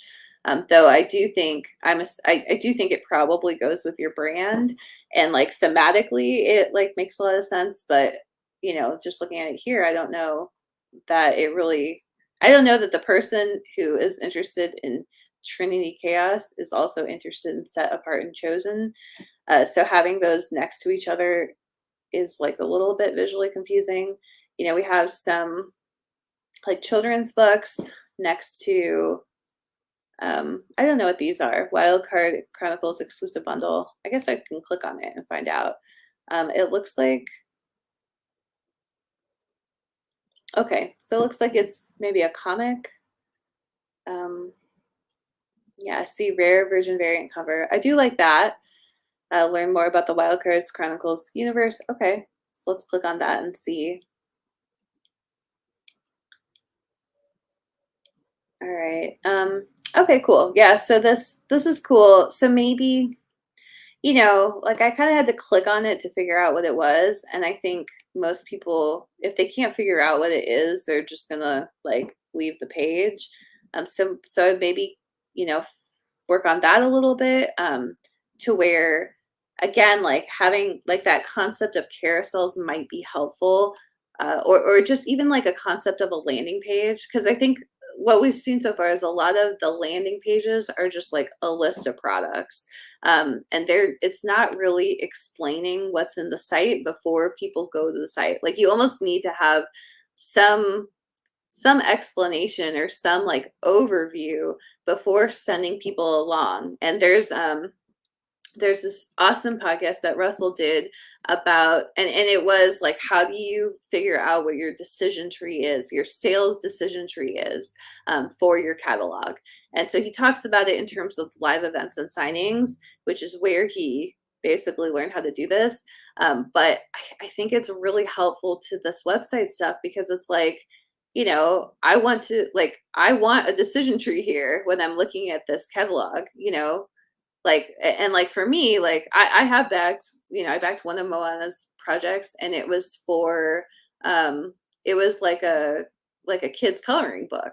And so, you may want to have a decision tree that's like, do you like comics, or do you like, are you here for children's books, or are you here for, um I don't quite know what this Set Apart and Chosen book is, but I know Moana, you do a lot of stuff around, just awareness around diversity, around Hawaii as well, and like cultural, cultural diversity. So I know you do some stuff around that too. So maybe think about like what are the few things that you're known for, and maybe have a couple categories for that on the landing page, and explain like what's in each category, and then the person clicks on it, and then it's like, now I have all the relevant things to me. So like if that were me looking at this, I'm probably not interested in the comics. I may be interested in the diversity stuff, but I'm probably there to buy like a children's book for my child that is focused on, that has like, well, for me, like a brown person on it, and that is focused on a different culture. Like that's what I'm interested in, and like, trying to impart on my child, is just to have him have like diverse books. And so, that's probably like, as a consumer, that's probably what I'm coming to this website to get. But there's probably people in the audience that are coming there for comics or for other stuff. So I would maybe, that this is kind of it's very similar to Sarah's. It's kind of maybe even a more extreme example, because it seems like, with Sarah's, like there was this delineation of the two different things that she does. And with this, I think there's like 3 or 4 things here that Moana does. So being able to clarify that for the person landing on this would be helpful. I do like, so I think, so what I was describing before about just having like some sort of landing page, I think this is perfect. So having this landing page, I think I would maybe really think about this as like, I mean, this landing page is so cool. First of all, like look at this image right here. That's really cool. I like that there's, shop now here. I don't know. Let's click on this and see where it goes. Okay, so it goes to, a specific store for this. So I do really like that. So I think there's a lot of good stuff happening here. Obviously it seems like this page too is quite a bit more built out maybe than this one, than the store. So yeah, I don't know, just some thoughts on that. I think a lot of the pieces are in place, but maybe just getting them onto this main landing page, or if you don't have time to do that, like just link this bookstore to like this page, because then it's like, oh, like welcome to Burning Sphere Comics. We have this, the Wildcard Chronicles. You can shop for them. Like here's our best sellers. Like I don't know. I'm a little kind of like confused too, because this actually looks like a, okay. Yeah, so I would maybe even just change that link just to make it a little easier. Okay, so we'll close this. Let's look at a couple others. If anybody has questions, let me know. I want to get through a couple more of these. Okay, so this looks good. A lot of the same, a lot of the same feedback, I think. In this case, it looks like there are 2 books, and a 3rd book as well. So it looks like there are 3 books. Pretty clear which is the digital versus the paperback. I would maybe not have them all in the same thing. And I think a lot of the feedback is really about that decision tree. So one other thing I'd say is like, this is clearly for somebody who already knows you, as opposed to somebody who's being introduced to the work. And I think that's where a lot of people maybe are at. They're kind of just trying to sell to their current audience.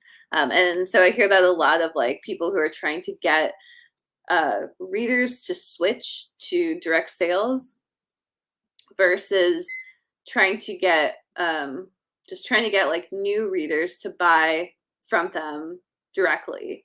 And I think it's good. I think it's good to do the, to basically build your site for like really warm traffic, which comes from your email list. I would kind of, if you pull that out, if you extend that and you build for a cold audience, then the thing you build for the cold audience is going to work really well for the warm audience too. So just something to think about. Like, as you know, I totally understand if people are like just trying to like get their current people to switch over, but I also just think like, you know, it's probably easier to convince somebody kind of from the beginning, like as they enter your world, to buy, uh, rather than trying to get people who are already pretty used to Amazon to switch. It's tough. You do need to do both. Um, I think that building for the cold traffic can be really helpful concept for most authors right now. Okay, so I don't know that I have. Let me look at the shop some more. I really have as much to say about this. I think a lot of the same things. The decision tree, the explanation of what each one is. We'll look at a product page to see what's going on here. I don't know. This is really nice and simple. I think Amy said that this was the pay. This is the PayHip one. So we've seen a Shopify one. I think Sarah's might have been a WooCommerce one, and then this is the PayHip one. So we've kind of seen all of these. So Lisa says, "What's an example of building for cold traffic versus warm?" I think with cold traffic, that's where that decision tree that I was talking about comes in. Of like, just like the most basic decision tree. And the way Russell learned to do this is he just was like on a floor at a con, basically. And so you just have a random person, like just a random person walk up to your table and you know nothing about them. And so you ask them, do you like comics or do you like novels? That was like one of his most basic questions. And they're like, oh, I prefer novels. And so then he's like, okay, well, do you like horror or do you like contemporary or do you like fantasy? And kind of like took them down. Like, you have to ask your audience, especially a colder audience. You don't know anything about them, so you have to ask them more questions. And so, you know I think that's really what it comes down to, is like, even just like, do you like paperbacks or do you like um, ebooks, or do you like audiobooks? And so even just having that filter. And so the landing page that somebody goes to should have that filter really at the top. And then based on that selection, then you show them the next thing, but like kind of walk them through um, what you're offering and like try to help direct them to the thing that they want. Like, I don't think people want to like look at, and Amy has 6 books, but or 6 offerings, but let's say you have like 50 offerings. If I hit your page and I'm shown 50 different things, like I don't want to, and like the only thing I'm really shown is like an image and then like a price and like a title of the book. I'm kind of like, I'm ready to like leave that already, because I want like a little bit more direction than that, as a reader. And I think this is probably true for a lot of readers, because the things that will end a sale before it begins is overwhelm, confusion, um, really like sticker shock as well can kind of overwhelm. So if you had a book on here that was like $2,000, or like if all your first books were like 2 grand per book, like that would be like, people are like just out, because that's not a price that is normal for a book. So you know uh yeah, like, so like everything that you're doing, so what Amazon or like another retailer does for you is they solve all those problems for you, because the person probably didn't just end up at your page, or if they did, they've seen the format of Amazon's product page a million times, so they understand how to do it. Like, they understand that the thing they're looking at is a book. They understand that the description's there. They understand where the reviews are. They understand how to get the sample. Like, they understand how to buy it. They understand what's going to happen when it's delivered. Like, they already know all of that stuff. Where when you're doing it direct from your website, you have to fill all those gaps in, to explain it to them. And so I think that's what the answer is to that is, um, even like categories and like we talked a little bit about categories, keywords, that sort of thing, but thinking through some of that of like, I'm looking at this like Amy's page, for example, like I actually don't, if I just landed on this page, I don't know what these books are. Like I see outlaw, so I think maybe it's a cowboy, and I see a horse with wings, so I think maybe it's a fantasy. So like I'm kind of like, okay, it's probably a weird western. But and Amy's covers happen to communicate that really well.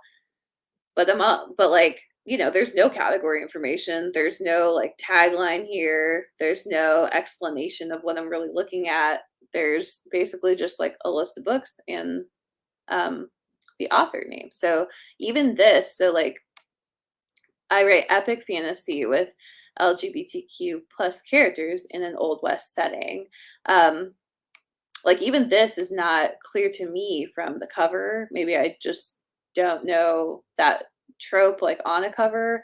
I don't know, but that I don't know that that would be clear to me. So even just having a tagline at the top would probably be helpful, because like the question I'm asking is, well, is this book, am I going to be interested in this author's work? Yeah, so I don't know if that answers the question, but I think that's kind of what the answer is for that. Okay, so yeah, Amy's page. I think a lot of these. It seems like a lot of these have kind of the similar things that are challenging. Okay. Okay. Okay. So this is really cool. So this is Kate Rudolph's page. I really like this just right off the bat.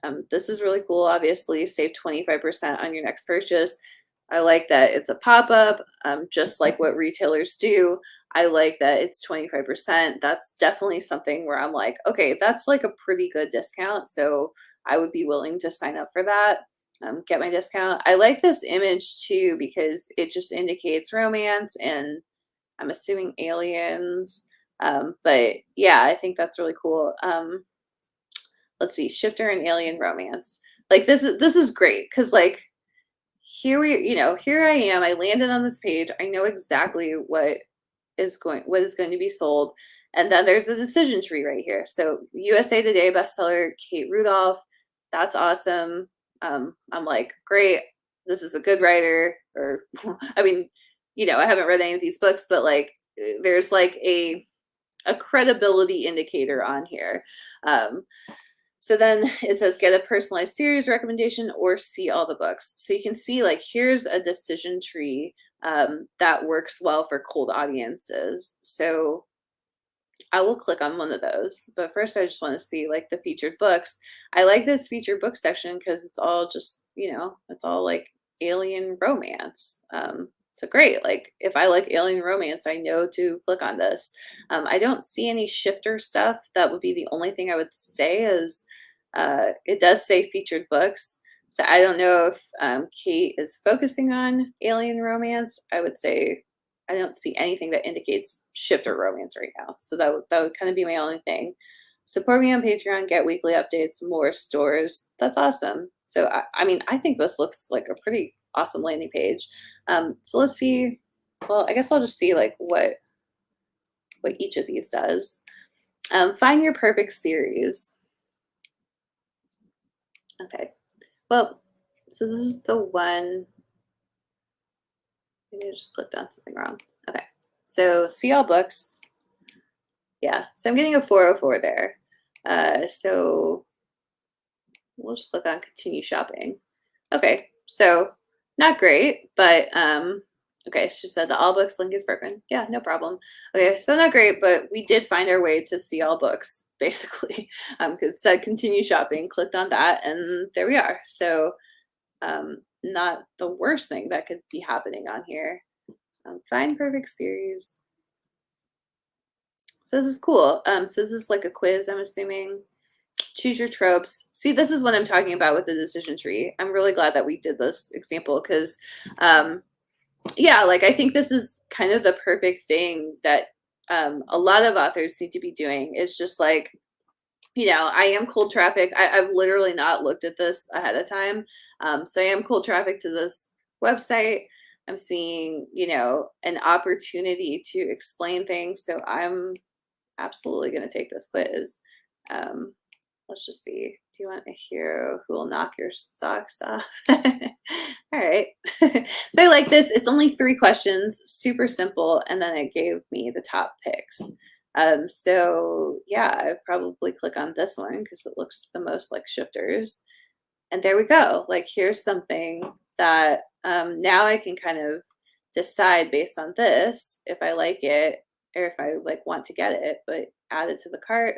I like this too. I did this on my website as well, which is find this book at more stores, so that even if I was trying to get direct sales, that people had the option of like finding um, finding the book at other retailers. So this I think is a really smart thing to do, because it's like you don't like, let's say you get the person interested in the book, you don't want to waste that traffic that you sent. So if they're just not willing to buy direct from you, being able to convert them to a retailer sale is kind of the next best thing.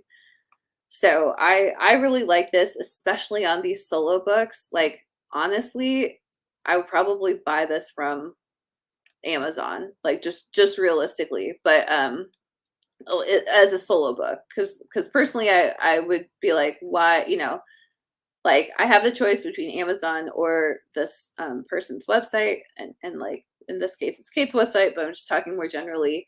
Like, there are lots of people who would just prefer to just buy it, especially like, I've not really bought books from Kate before. I've not read Kate's books.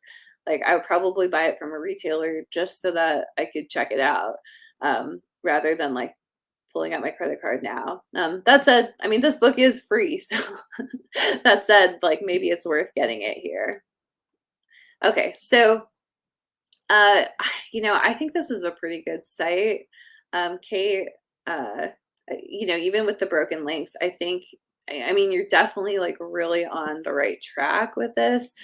The only thing I would say is again about the bundles, which we've kind of talked about way too much. But it looks like, oh, cool. Yeah, these were not recommended to me, but these look like something I would read. Yeah, okay, so there are bundles. It seems like the bundles are further down. I would maybe reverse that if possible, because you have a lot of books too. It's pretty awesome. But I think I would, because you have so many books. It's like when you have a few books, then every book is like a good thing to feature. But if you have a bunch of books, then you almost have to switch to series so that it doesn't overload someone's brain. Because like nobody can comprehend like 50 books at once, but they can comprehend 4 or 5 different series. So you almost have to do that. So I think that would be kind of my only feedback. I really like your series recommendation quiz. I think that's exactly what people need. Like, you got the books, you got the audiobooks, the merch, like having that navigation is really helpful. All right. So sorry, Kate, but I think your website's too good for me to offer much feedback. All right. So Kate says this is what the real all books page looks like. Okay, cool. We can look at that real quick. So pages, all books. Ah, perfect. Okay, cool. Yes, so you've actually done the thing that I said. All right, awesome. Okay. So yeah. So I mean, this is so Kate is kind of has done all the things that I think that I recommend, but also I think that Russell would recommend. And this looks really good. It really does. This is like so clear. I'm like, okay, great. I get it. Like, there's this series that's like a hot alien series. There's this other series that's like, I mean, they're all kind of hot alien series, like a sexy alien thing. But yeah, I do think this is great. And I don't know what order these are in. They might be in alphabetical.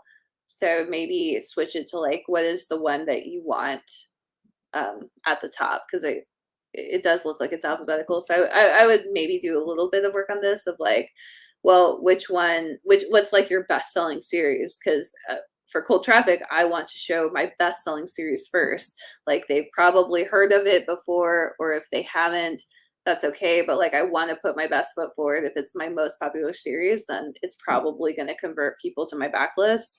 So yeah, that would be the only thing is switching some of that stuff around. But I mean, overall, I think this is pretty solid for where where the industry is at right now.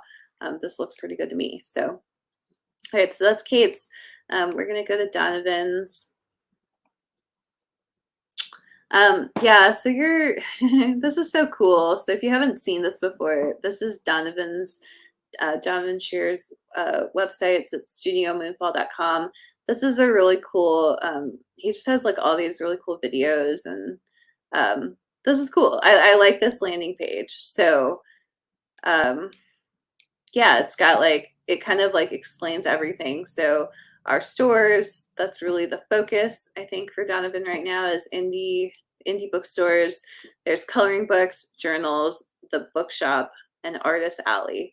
So I'm going to click on some of the ones that sound interesting to me. So I'll do coloring books. I'm curious what the bookshop is. And then Artist Alley, I think I know what that is, but so then you can look. So coloring books, they're all kind of here. And I think, again, you could kind of put some, put some organization to this possibly, because it looks like it might be in, no, it's not even in alphabetical order. Okay, cool. This, the Novelarium, the bookshop. This is really cool. So I see Studio and Moonshine Books, but this is again like that decision tree that retailers do too, and that we should be doing to kind of direct people. So I'm gonna I'll click on romance. Okay, so in here there's Powered by Bookshop. Okay, cool. So these are just romance books. I don't know if these are books that you have at your store that you can send out, maybe, it seems like. Okay, so that's that. This is the Artist Alley. Artist Alley, for I think most people know this, but at cons, the Artist Alley is like where you would set up your table as an author or as like an illustrator or whatever else. It's just a place away from the like larger companies, and away from the celebrities and stuff like that. So Artist Alley is just it's for like the creators basically. And so this, it looks like it's also in alphabetical order, but it's just authors that are featured at the store. So I know, I'll just click on my friend's books because I know that she is a very good seller at the store.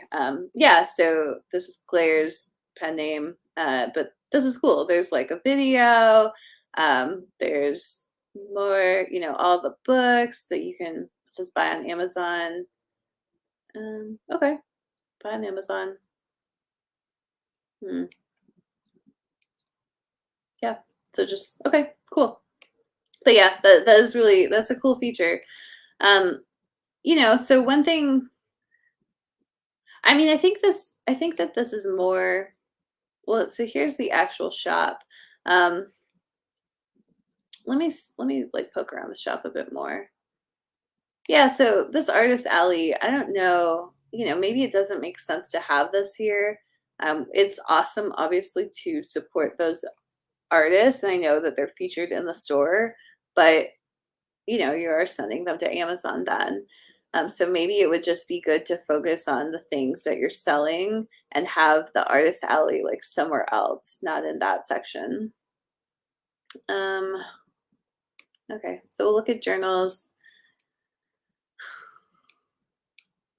Okay, cool. Yeah, this looks good.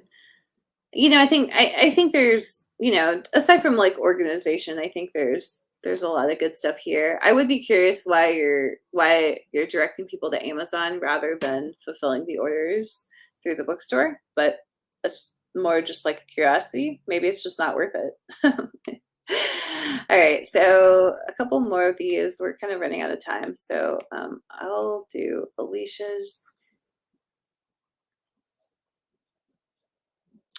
Okay, so yeah, does a really similar thing of you know, what are you looking for? Has that decision tree. This looks like the main website more than anything. Okay, Alicia's here. Donovan says he's too lazy to ship, so he just sends them all to Amazon. Okay, so I'm gonna click on the shop part. Oh, this is cool. Okay, so this is the Emporium. It looks like. I like the categories. That's cool. I'm not seeing a ton of books. Like that would be the only thing I would say. And let's see the superheroes. Okay. So, Alicia, do you, oh, okay. I'm just starting books. Okay, gotcha. Impression that I got. I was wondering if you were just starting out. So, I don't know that I have a lot to say about this because, like, obviously this merchandise stuff is cool. It seems like maybe you're fulfilling that through Printful, I'm assuming. Let's just click on one of these. You can select the options of large, white or black. Let's look at the zipper color. Okay. Okay, cool.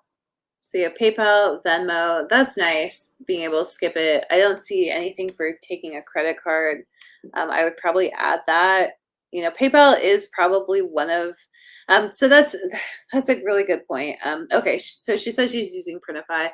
So this is something that I saw with my own store, which is that probably 70% of people chose the PayPal option. So it makes so much sense because most people, like, they already have PayPal set up and there's like a protection program and like all this stuff. So most people, like, I do have Stripe integrated and some people chose that. Again, it was probably like 30%, but probably 70% chose the PayPal option. So if you don't have the PayPal integration, I would add that because I just think people, they just do not want to get out their credit card. A lot of people are shopping when they don't have their credit card. So I just think that people, and then the PayPal option gets past a lot of the, like, some, or not a lot of, but some of the trust issues. So it doesn't get past distribution trust issues, but it does get past, entering the credit card. Is this a fraudulent site? Like, it gets past a lot of those issues. So the other thing is adding the PayPal. If anything goes wrong, then people know that they can just do like, do a dispute, and then they're probably going to win if like the person didn't ship them the thing or whatever it is. So people really like that too. So I'd probably integrate that if you haven't. The only thing I would say is, like, and this is true, like, the more options that you add to pay, the better it's going to do. I also found that, so this add to cart is great, and it's good for people who intend to buy more than one thing, but lots of people only want the one thing. So if it's like this bag, then hitting PayPal just directly from the product description helps, rather than like I have to add it to the cart and now I have to go to the cart and so on.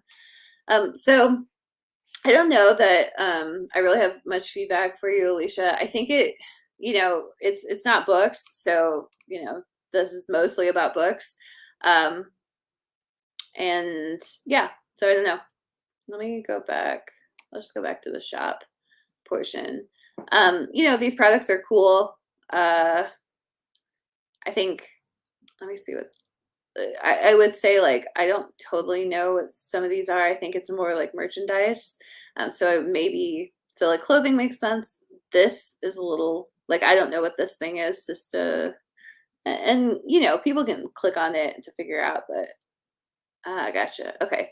So this is a whole collection of, oh, okay, superheroes. All right. This is cool. Yeah, I really like this. I think I would maybe make that description a little bit clearer, because I don't know that I would know what that was. But it looks like you're kind of selling like more like designs and clothing and merchandise right now. A gift card to the Emporium, that's cool. All right, got it. I like the decision tree icons. Um, yeah, these are really cool. So Donovan is saying he likes these images. I agree. I think this is really cool. So yeah, this is a really cool site. You got a lot of cool merchandise on here. Um, let me look at this last one, and then I really have to get going actually. So there's probably more that I wanted to say, but I hope that we covered a lot here. I may just share my outline later too. All right, so I'm a little bit confused about this. Got it. Okay, so sexy fated mate fantasy romance with a bite. Yeah, the one thing I love about romance authors is they're just so upfront. Like they know exactly what their tropes are, and romance authors or romance readers are so trope driven that it's like every romance author has nailed down like what their trope and what their main tropes are and what their brand is. And so you can see that with some of the romance authors that we've looked at. But I just think this is like so great. Free first in series. I like this too. And I think like most authors should be doing this. So kind of, it looks like we're just looking at the main website rather than a shop. But I think authors should be doing this, collecting the email address before really sending any traffic to the website. Click below to explore the releases. Okay, so it's kind of just integrated, it seems. I don't see a specific, like, I don't see any link to the actual shop. It looks like I have to get to the shop through this. I do like this, though, how it's integrated a little bit better to where shopping is a part of the experience of learning about the book. I think that's really reasonable to expect as an author. Okay, so check out the series. All right, so this is cool. Here's the books in the reading order. We'll click on find retailer links. All right, I see lots of retailer links. I don't see, I like this too. Click to read an excerpt. I think that's a great idea. And it's a really solid excerpt. More books in the series. I like that better too. I've seen a lot of the shops that have like products like this, or like buyers also bought this. And I think it's reasonable to say that like, that makes a lot more sense on a retailer with tons of authors and a huge catalog. It doesn't make a ton of sense on your direct sales site. I really like the books in the series better. Find the author is interesting. I would maybe add a section that like of like a picture of you and like a little author bio. One thing I'm not seeing here is how do you buy it direct? So I don't know, like, I mean, I don't know if this is an actual store or just the website. Let's look at this. Buy book 5. I'm assuming that's the most recent one. Yeah, so I mean, what I would say is it's not really a store. It's not it's it is eh, yeah, it's kind of Amazon. I mean, so or first of all, I love this. I love the layout. I love the sections that you have here. And I think that a lot of shops should have this. Like, it's worth it to design a product page that looks a little bit more like this, or looks a little bit more like a landing page that you'd have on your website, but make that the product page. And then if this were an actual direct sales store, I would think like here would be like, it could be like buy it now, and it could have all the payment options across. Love the excerpt. Love this. Some of these reviews. I think those are cool. Love the other books in the series. Um, you know, Share this. Yeah, I would just. I don't know, Crystal, if you're still on this, but I'm not really finding your actual direct sales store. So, but I love what you have there. I love, and I think it makes a ton of sense for authors to, yeah, I think it makes a ton of sense for authors to be thinking a little bit more along these lines of like, hey, I'm an author and I have, I have like these landing pages for these books, but like I also want to, maybe link to the product page, but maybe style the product page overall to look quite a bit more like just like a landing page or information page for the books. So, okay, that's it. So we're like way over time, but I will very quickly go through my outline and just see if there's anything else. And if anybody has any questions, yeah, so somebody says, thanks for the feedback. So if anybody has any questions, please drop them in the chat. And I'll just look at my outline real quick and see if there's anything that I didn't cover. And definitely this outline. So this workshop, just because there were so many people who wanted to like look at their websites, we kind of did that for the most part. And I went through some of this outline there, but I would say that probably I'll go ahead and save this outline for if that bonus gets activated. So let me pull that up again, and then. Yeah, so there's a bonus on my Kickstarter campaign, and let me see. So if that bonus gets activated, then I'll do the rest of this presentation for that.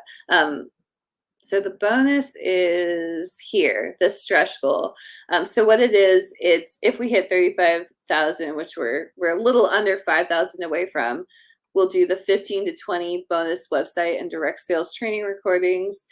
So I'll just save this outline for that. So if there's anything additional that we didn't really cover here, I know this is like over 2 hours already of content, and we looked at a lot of different sites, and hopefully everybody got some feedback.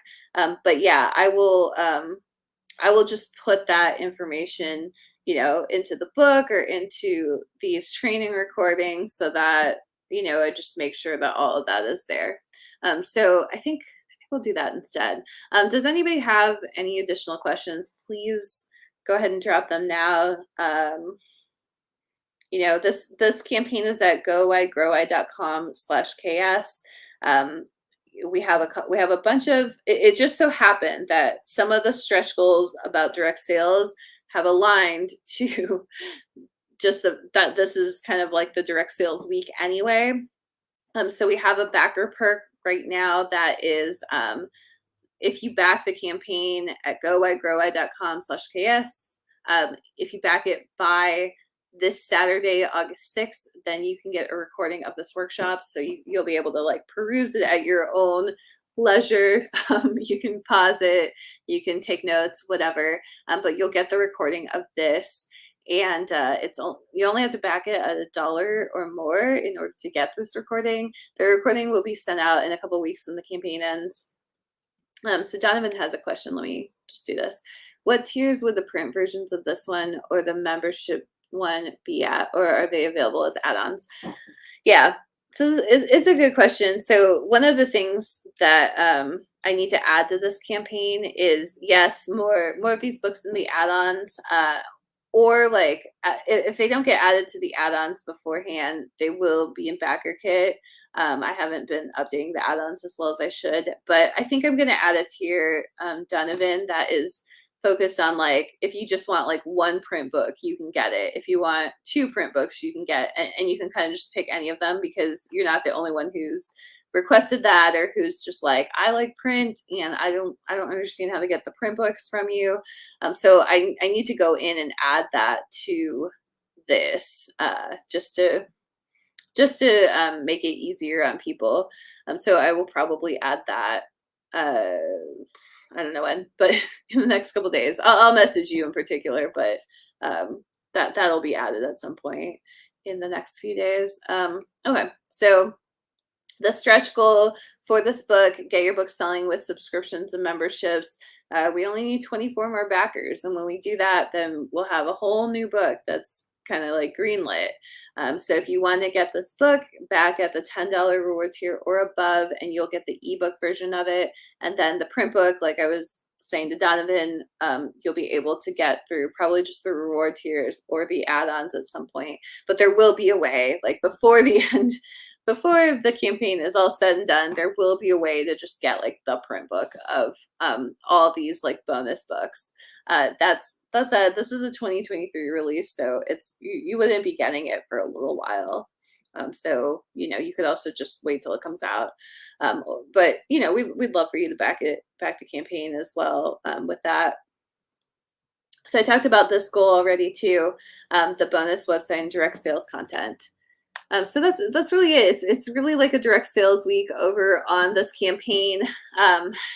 It just so happened to align with several of the goals as well that we unlocked. And, I'd love to have you back the campaign.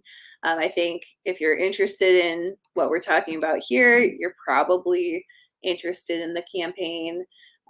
There's a lot of books about going wide in the campaign. There's stuff about lots of stuff about direct sales as well.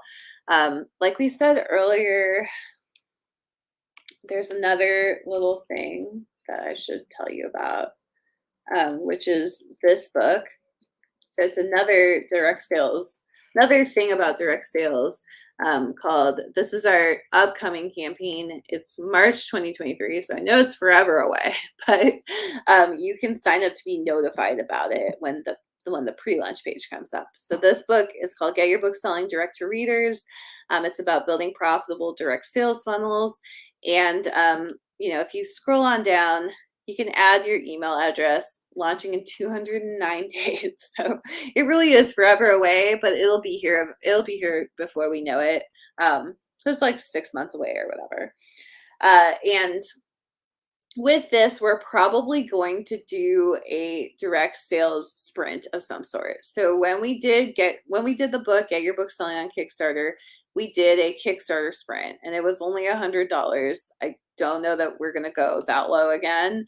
Now the program is $800, and it's probably going to go to like 1,000 in the next couple days, the next couple months. So if you are interested in direct sales, we just encourage you to come to the next campaign too, because we're really doing that whole entire campaign around direct sales.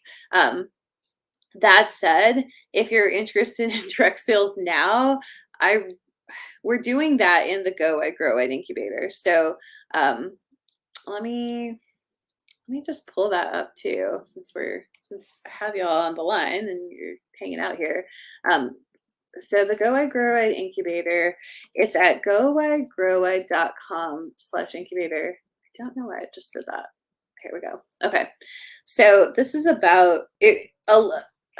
A lot of people think it's about wide, and it is, but on top of all the wide stuff, we're also doing a lot of direct sales stuff. And so let me just show you where that is. So the topic of wide is a massive one. We have, we have a couple months that are dedicated to direct sales. So like January, for example, and then September is dedicated to direct sales. And this program, what it does is it takes you through all the wide retailers kind of one by one, and just gives you, just basically tells you how to like succeed a little bit better at them. But then beyond that, we also have like a gold membership and a platinum membership. And so the gold membership is really just the wide stuff. The platinum membership, it's the wide stuff, plus it adds the direct sales stuff on top of that. And so that's something I haven't really done a good job of explaining to people, that if you are interested in direct sales, like the whole entire program is going to have direct sales on top of it. And we're kind of doing this on purpose, because we want to, we're building our catalog of direct sales so that when we launch this next Kickstarter, we already have a lot of materials. So Russell and I are kind of working on that together. But there's a bunch of bonuses that I don't talk about, but again, you can find them at gowhygrowwhy.com/incubator. But then there's also, let me just explain this. There's also this, it's a gold membership versus platinum membership. So you've got the Go Wide Grow Wide Incubator, the community Substack, 1 to 2 revised books, the monthly bonuses, but the platinum only bonuses is monthly platinum only bonuses. Where does it say? Yeah, I feel like I haven't explained this very well at all. Okay. I don't even know where it is that explains this. But anyway, so let's see. Okay. Well, so maybe that's why people are confused about it, because I don't have it anywhere on this page. But basically what happens in the platinum membership is that every single month you get like a new direct sales project. So and it's just going to be kind of like whatever I'm working on, but it's just going to be like a whole video that explains how the project is set up, the thing that was being tested, and we're going to use Russell's books as well for this. But it's like a whole direct sales project that you can test, and there'll be a variety of different things, but it will all be like stuff that you can do from your website. So that is what the platinum one is beyond the gold. The gold is really like about wide sales. The platinum one is about it has the wide sales stuff, and then it has this direct sales thing on top of it. So good thing we looked at this, because I need to go talk about that more and explain that better to people. All right, so somebody says, I would love a gold direct sell only. Yeah. So that is a good idea. And I think that, eventually we will offer that, but right now we're just doing it as like a layer on top. But I do, like when we launch in March 2023, we'll have, we'll probably use some of those direct sales pieces that we've been building as a foundation of whatever we're doing in March. So I don't totally know what that's going to be, or what like the offer is going to be. The last time it was Kickstarter, it was essentially it was called the Kickstarter Sprint with us, but it was essentially the Kickstarter Accelerator in its first iteration. So I don't know what the thing is going to be in March. It's going to be a direct sales thing. It's going to be like much cheaper than it should be, and the people who get in on the ground floor are going to have it for, they're going to have it for a long time, and they're going to deal with all of our like disorganization, but it's going to be like cheaper. And then eventually we're going to have like a direct sales program of some sort, kind of similar to how the Kickstarter Accelerator is. So so that's it's coming. So something that kind of suits you better is coming, but for now it's just the platinum. All right. I think that's all. I should probably get going. I think my child is coming home soon. So let me know if you have any questions. You can just post on the workshop page, or post in the Go Wide Grow Wide group. Thanks, Jim. Thanks for coming. Let me know if you have any questions, and we'll talk more about direct sales as the weeks go on. Russell and I are really focused on direct sales coming up, so I think you'll hear a lot more from us on the Kickstart Your Book Sales podcast, on our Go Wide Grow Wide podcast as well. That's kind of one of the places that we're communicating more about this and what we're up to. So thank you so much to everybody who came to the workshop. Thanks, Donovan. I figured you would back the Kickstarter, but thank you for backing. And I know you backed our past stuff, so thank you for all that too. All right. See y'all later. Bye.